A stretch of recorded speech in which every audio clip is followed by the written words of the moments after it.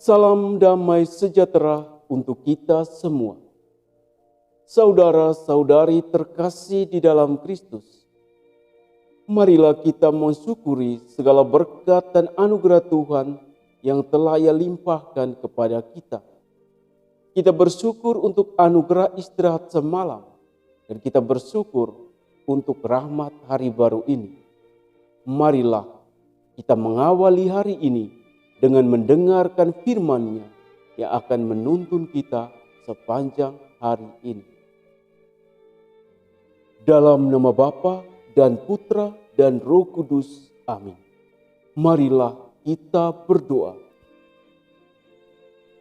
Allah Bapa yang penuh belas kasih, semoga mati raga kami pada masa Prapaskah ini mengasah hati umat-Mu untuk menyambut misteri Paskah dan mewartakan pujian akan karya penyelamatan-Mu dengan pengantaran Yesus Kristus Putra-Mu Tuhan kami, yang bersama dengan Dikau dalam persatuan Roh Kudus, hidup dan berkuasa Allah sepanjang segala masa.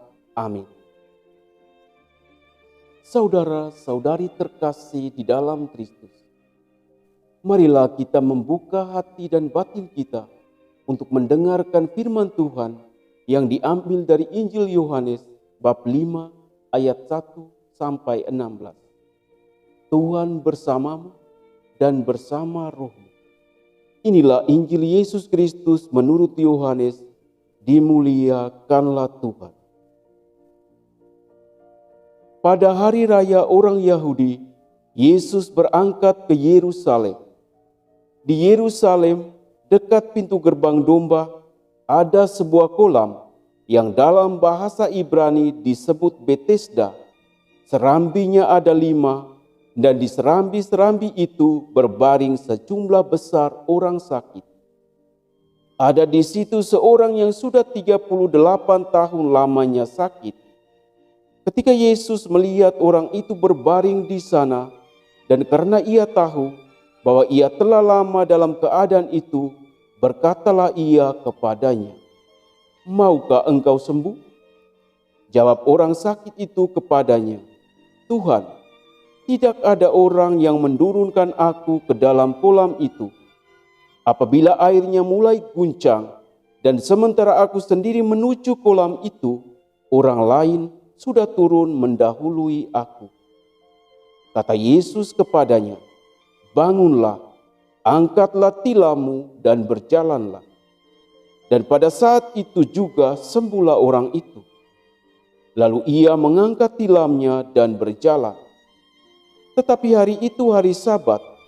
Karena itu orang-orang Yahudi berkata kepada orang yang baru sembuh itu, "Hari ini hari Sabat, dan tidak boleh engkau memikul tilammu." Akan tetapi ia menjawab mereka, "Orang yang telah menyembuhkan aku, Dia yang mengatakan kepadaku, 'Angkatlah tilammu dan berjalanlah.'" Mereka bertanya kepadanya, "Siapakah orang itu yang berkata kepadamu, 'Angkatlah tilammu dan berjalanlah'?"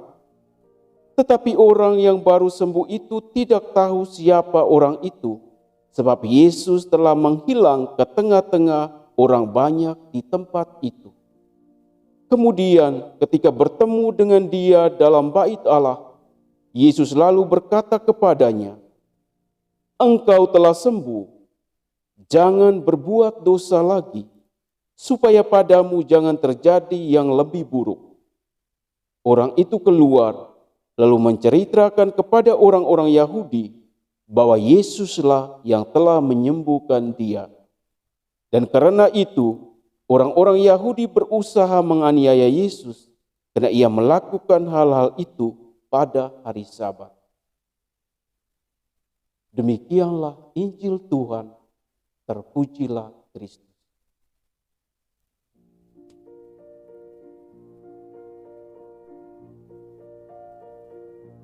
Umat beriman, pencinta firman Tuhan yang terkasih di dalam Kristus. Santa Teresia dari Kalkuta pernah berkata, untuk mengetahui apakah cinta kasih ada dalam sebuah rumah atau komunitas, maka perhatikanlah bagaimana orang yang sehat memperlakukan orang sakit yang ada di dalam rumah tersebut. Itu berarti cinta kasih sejati tidak dapat diukur berdasarkan perlakuan orang yang sehat terhadap sesama saudaranya yang sehat, yang tidak membutuhkan perhatian yang khusus. Melainkan perlakuan kasih itu harus terarah kepada mereka yang benar-benar membutuhkannya tanpa berusaha untuk membalasnya.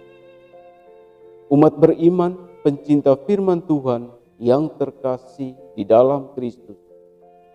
Penginjil Yohanes dalam kisah Injil hari ini bercerita tentang Yesus menyembuhkan seorang yang mengalami sakit lumpuh selama 38 tahun.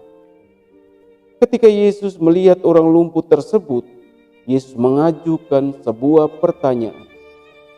Maukah engkau sembuh? Yesus mempertanyakan harapan si lumpuh yang hampir sirna karena tidak mendapat kasih dan perhatian dari sesamanya.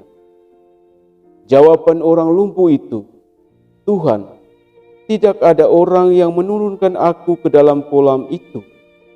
Apabila airnya mulai goncang dan sementara aku sendiri menuju kolam itu, orang lain sudah turun mendahului aku.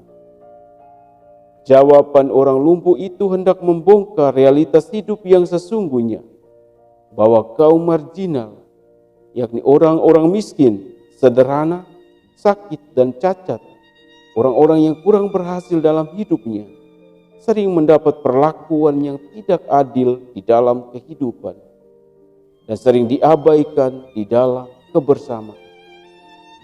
Yesus sungguh sadar akan situasi ini, dan Yesus menghendaki agar kita semua yang mengimaninya harus mampu mengasihi secara benar, secara khusus memperhatikan mereka yang mengalami penderitaan di dalam hidupnya. Saudara-saudari terkasih di dalam Kristus, mari kita lanjutkan karya hidup dan puasa kita pada hari ini sambil tetap bersyukur kepada Allah yang telah melimpahkan berkat-Nya bagi kita masing-masing. Mari kita berusaha untuk senantiasa menghayati cinta kasih yang benar dengan memperhatikan sesama yang menderita di sekitar kita. Allah Tritunggal Maha Kudus, Bapa, Putra, dan Roh Kudus memberkati kita semua. Marilah kita berdoa. Ya Allah Bapa yang Maha Kasih, sucikanlah hati dan budi kami, agar kami mampu melaksanakan sabda-Mu dalam kehidupan kami sepanjang hari ini. Demi Yesus Kristus Putra-Mu Tuhan dan pengantara kami, ini dan sepanjang segala masa. Amin.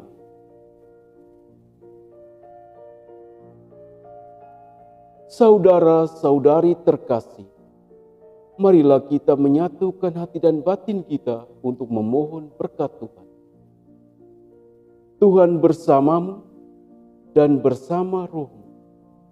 Semoga kita sekalian, keluarga kita masing-masing, semua orang yang kita kasih dan kita doakan, seluruh tugas dan pekerjaan kita sepanjang hari ini, senantiasa dilindungi, dibimbing, dan diberkati oleh Allah yang Maha Kuasa, Bapa dan Putra dan Roh Kudus.